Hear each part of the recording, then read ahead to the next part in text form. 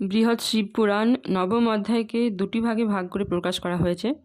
প্রথম ভাগটি আগের সপ্তাহে প্রকাশ করা হয়েছে, এখন এটা দ্বিতীয় ভাগ প্রকাশ করা হবে। বৃহৎ শিবপুরাণ নবম অধ্যায়ের দ্বিতীয় ভাগ।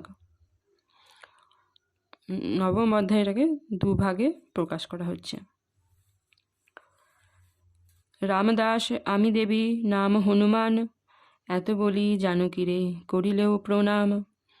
অদ্ভুত আকার সীতা করি দর্শন, অদ্ভুত বানর বাক্য করিয়া শ্রবণ। জিজ্ঞাসা করেন বাছা কহ সত্য করি, ছলনা করিছ নাকি বুঝিবারে নারী। এতেক বচন হনু করিয়া শ্রবণ, রামের অঙ্গুরি তারে করিল অর্পণ। সে অঙ্গুরি রাখি সীতা নিজ বক্ষ পরে, রামের লাগিয়া খেদ নানা মতে করে। হনুরে সম্মধি পড়ে কহেন বচন, চিরসুখী হও তুমি বানর নন্দন। এতেক বচন শুনি বীর হনুমান, প্রণাম করিয়া পুনঃ উঠিল ধীমান। নগরী দেখিয়া হনু ভ্রমিতে লাগিল, ঈশান কোণেতে গিয়া দেখিতে পাইল। তিনতিরি কানন মধ্যে অশোকের মূলে, সুঠাম মন্দির এক কিবা শোভা ধরে। গিরিশৃঙ্গ সম উচ্চ অতি মনোহর, ভীষণ কবাট তাহে অতীব সুন্দর। মণিমুক্তা বিভূষিত মন্দির শোভন, সমুজ্জ্বল চারিদিকে অতি বিমোহন। স্বর্ণপীঠ শোভে কিবা মন্দির ভিতরে, দেবী মূর্তি তদুপরি কিবা শোভা ধরে। শ্যামবর্ণা চতুর্ভুজা দেবী ত্রিনয়না, অট্ট অট্ট হাস্যমুখে রুধির বদনা।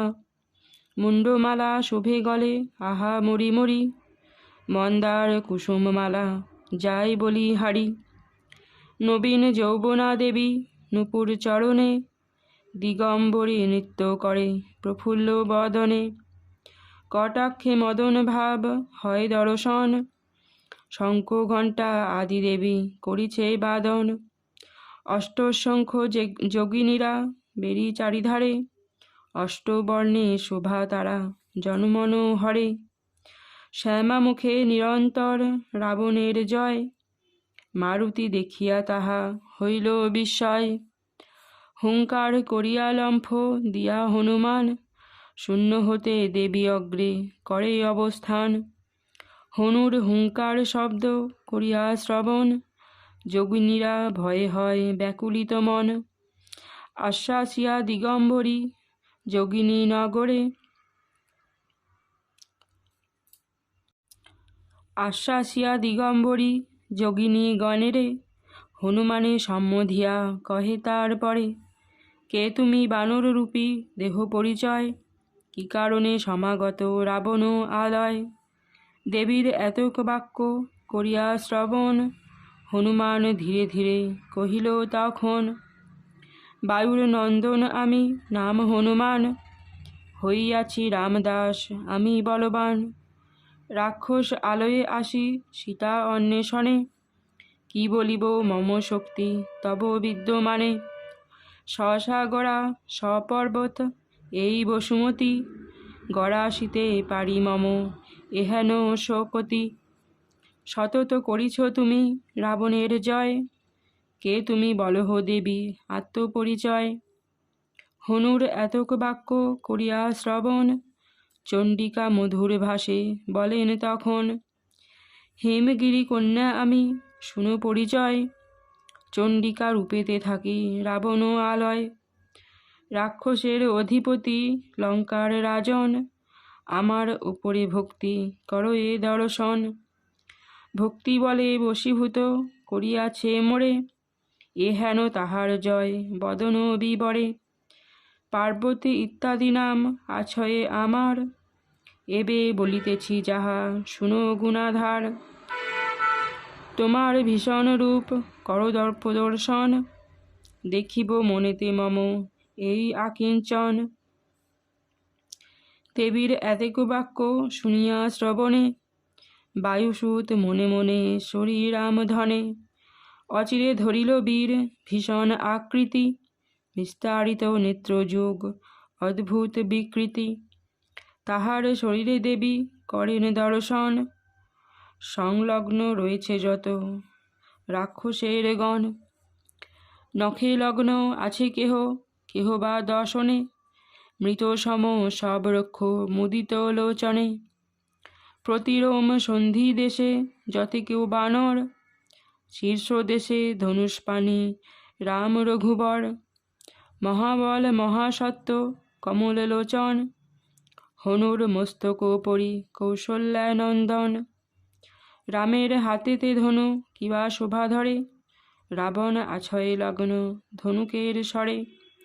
বাম করে চাপ মুষ্টি ধরে রঘুবর, কুম্ভকর্ণ তাহা লগ্ন মহাবলধর। হনুর ললাট দেশে শোভিছে লক্ষণ, রচনা তিলক সম অতি বিমোহন। লক্ষণের চাপ মুষ্টি কিবা শোভা পায়, অতিকায় লগ্ন আছে মরি কিবা তাই। ইন্দ্রজিৎ আছে লগ্ন লক্ষণ চরণে, পরম আশ্চর্য আহা না যায় বর্ণনে। লক্ষণের কিরীটিতে জনক নন্দিনী, বিরাজ করিছে কিবা রাঘব ভামিনী। জানকীর দৃষ্টি আছে রামের চরণে, রাবণ চাহিয়া আছে জানকীর পানে। হনুর ভুরুর মধ্যে রাক্ষস নগরী, জ্বলিতেছে রক্ষসহ আহা মরি মরি। আরও দেবী দেখিলেন বানর হৃদয়ে, শোভিতেছে বিভীষণ আনন্দিত হয়ে। মূর্তিমান ধর্মসম শোভে বিভীষণ, লঙ্কা রাজ্যে সিংহাসনে তিনি রাজন। এই রূপ কপি অঙ্গে দর্শন করি, বিনয় বচনে কহে দেবী দিগম্বরী। জানি জানি কপিরূপী তুমি মহেশ্বর, রাবণ বিনাশ হেতু হয়েছ বানর। রাঘবে তোমাতে ভেদ কিছু মাত্র নাই, আমি কি করিব এবে বল মম ঠাঁই। এখন আমার বাক্য করহ শ্রবণ, এরূপ তোমার রূপ কর সম্বরণ। দেবীর এতক বাক্য শুনি হনুমান, সৌম্য মূর্তি ধরি তবে করে অবস্থান। দেবীরে সম্মধি পরে কহেনে বচন, আমার বচন দেবী করহ শ্রবণ। অবিলম্বে লঙ্কাপুরী করি পরিহার, স্থানান্তরে যাহ দেবী বচনে আমার। জানকীর অপমান করে দশানন, তার জয় ইচ্ছা করো ইহা বা কেমন। যদি তুমি থাকো দেবী রক্ষনিকেতনে, নারিবে বোধিতে রাম দুষ্ট দশাননে। রাবণ যদ্যাপি নাহি হয় বিনাশন, সমূলে ব্রহ্মাণ্ড দেবী হবে নিপতন। হনুর বচন শুনি কহে মহেশ্বরী, শুনো শুনো কপিরূপী ওহে ত্রিপুরারি। জানকীর অপমানে মম অপমান, হয়েছে সন্দেহ নাহি ওহে মতিমান। ত্যাজিতে বলিলে তুমি রাবণ আলয়, সমুচিত ইহা বটে ওহে মহোদয়। দেবীর এক বাক্যে করিয়া শ্রবণ, হনুমান স্তব বাক্যে কহেন তখন। পর্বত নন্দিনী দেবী তুমি মহেশ্বরী, পুনঃ পুনঃ তপোদ্দেশে নমস্কার করি। কাল রূপা তুমি সতী বিশ্বে নিকেতনা, সৈন্ধবী লঙ্কেশী তুমি বিমল বদনা। ব্রহ্মা বিষ্ণু শিবারাধ্যা তুমি সনাতনী, সৃষ্টি স্থিতি কর্ত্রী তুমি সংহারকারিণী। আদ্যাশক্তি তুমি দেবী ভকত বৎসলা, বিপক্ষ নাশিনী তুমি শিব মনোহরা। রঘুবরে বর দেবী করহ অর্পণ, যাহাতে বোধিতে পারে দুষ্ট দশানন। সাহায্য করিবে তুমি রাবণ নিধনে, এই বর দেহ দেবী আমা বিদ্যমানে। হনুর এতক বাক্য করিয়া শ্রবণ, মিষ্টভাষে চণ্ডী দেবী কহেন তখন। রঘুবরে বর আমি করিনু প্রদান, দশাননে পরাজয় করিবে ধীমান। পুনশ্চ লোভিবে রাম জানকী সতীরে, রটিবে রামের কীর্তি জগত মাঝারে। সাহায্য উচিত বটে করিতে আমার, কিন্তু এক কথা বলি, শুনো গুণাধার, যাবতীয় কার্যসিদ্ধ করিতে হইলে বোধন করিতে হয়। শাস্ত্রে হেন বলে, অকালে সাহায্য নইলে কিরূপে করিবে, বোধিত হইয়া পড়ে সাহায্য করিব। অতএব রামচন্দ্র করিয়া বোধন, যথাবিধি মম পূজা করিলে সাধন। সাহায্য করিব আমি রাবণ নিধনে, জয়ী হবে রঘুবর কহি তব স্থানে। দেবীর এতক বাক্য করিয়া শ্রবণ, হনুমান মিষ্টভাষে কহেন তখন, দেবতার প্রীতি হেতু তুমি সনাতনী, সাহারূপে বিরাজিত কৈবল্য দায়িনী। পিতৃতুষ্টি হেতু তুমি সধার আকারে, নিয়ত বিরাজ করো সানন্দ অন্তরে। সধারূপে রাম পূজা করহ গ্রহণ, দর্শক পর্বে পিতৃগণ হয়েছে সৃজন। ওই দিনে পিতৃগণ কব্যভোজী হয়, শাস্ত্রের বিধান ইহা জানিহ নিশ্চয়।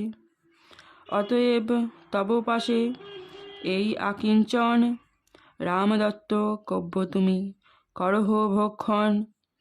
হনুর এতক বাক্য শুনি সনাতনী, কহিলেন শোনো শোনো ওহে গুণমণি।